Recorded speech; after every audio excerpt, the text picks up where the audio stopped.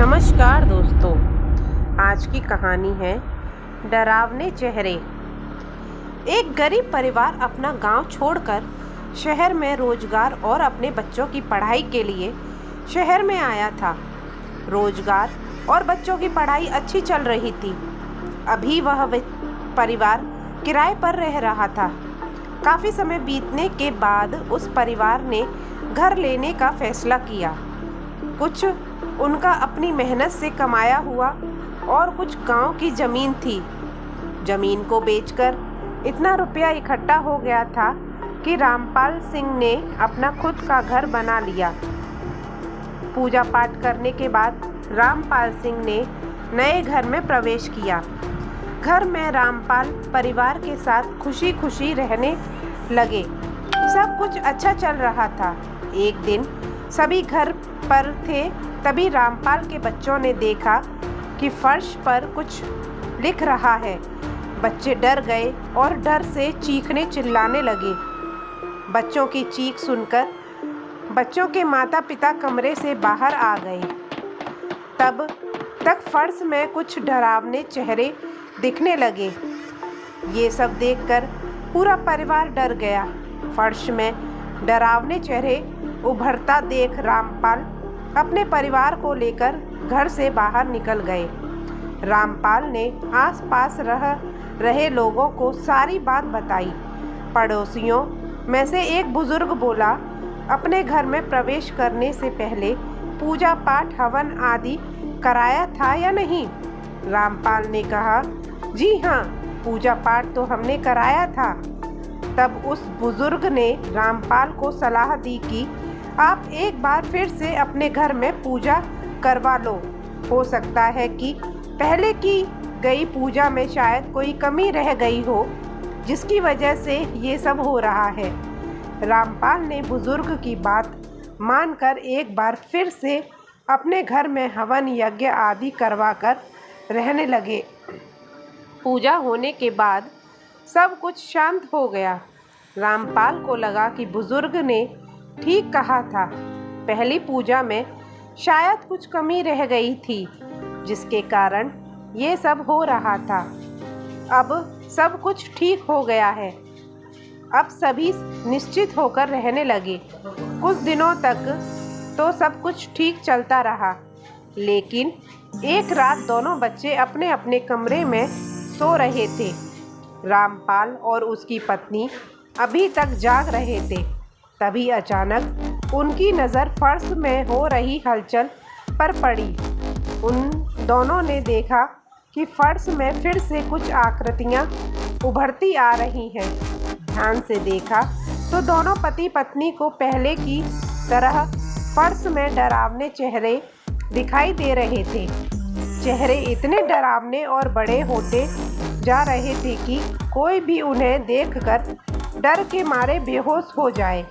देखते ही देखते वह चेहरे खौफनाक हंसते हुए फर्श के बाहर आने लगे। उनका आकार बहुत बड़ा था। उनकी लाल लाल आंखें, बिखरे बाल और बड़े बड़े नाखून थे, जिसको देखकर रामपाल और उनकी पत्नी डर के मारे बुरा हाल हो गया।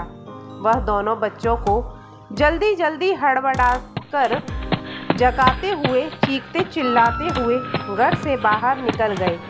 लेकिन वो डरावने चेहरे उनका घर के बाहर भी पीछा करने लगे। वो चारों भागते भागते एक मंदिर के पास आकर रुके। रामपाल ने सोचा, शायद मंदिर में ये डरावने चेहरे प्रवेश नहीं करेंगे। सोचकर रामपाल अपनी पत्नी और बच्चों के साथ मंदिर में अंदर चले गए।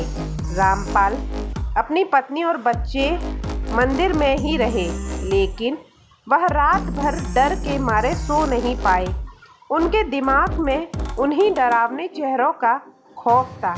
जैसे तैसे वह भयानक रात गुजर गई और सुबह हुई।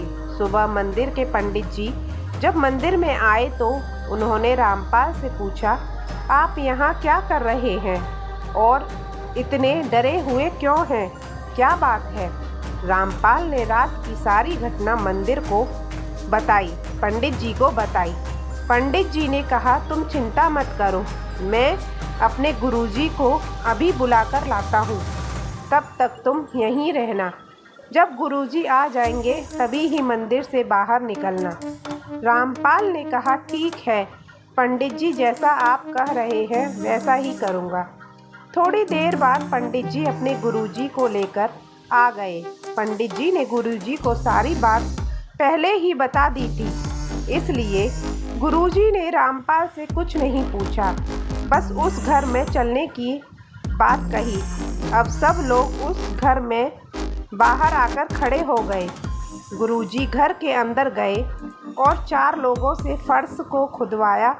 जैसे ही फर्श 3-4 फुट खुद गया, गुरुजी बाहर रामपाल के पास आकर भाग कर गए और कहा, तुम यहाँ कब से रह रहे हो? रामपाल ने कहा, करीब 9-10 महीनों से रह रहा हूँ। क्यों गुरुजी, आप ऐसा क्यों पूछ रहे हैं? तब गुरुजी ने बताया कि यहाँ तुम्हारा घर बना है, उसके नीचे कभी कब्रिस्तान था, तभी वह डरावनी शक्लें आपको दिख रही हैं। इस पर रामपाल ने कहा, तो अब हम क्या करें गुरुजी? तब गुरुजी ने कहा, यह तो उस प्रेतों से पूछकर ही पता चलेगा कि वो क्या चाहते हैं। गुरुजी ने काफ़ी सिद्धियां प्राप्त की हुई थी, इसलिए उन्हें भूत प्रेतों से बात करना भी अच्छे से आता था और उन्हें सबक सिखाना भी।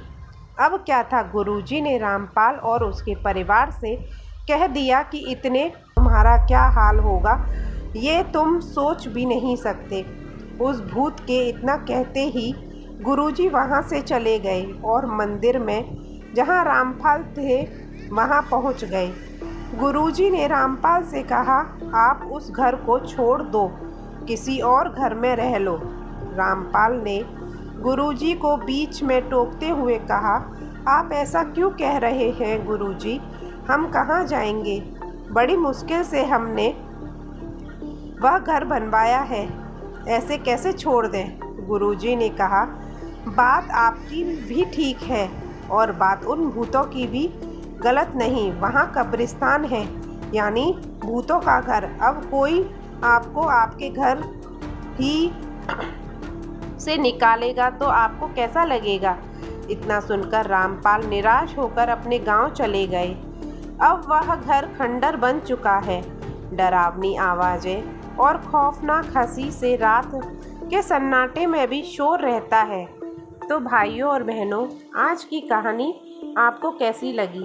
कृपया करके मेरे चैनल शिवी टीवी को सब्सक्राइब करिए और वीडियो को लाइक शेयर करके मुझे मोटिवेट करिए। Thank you so much.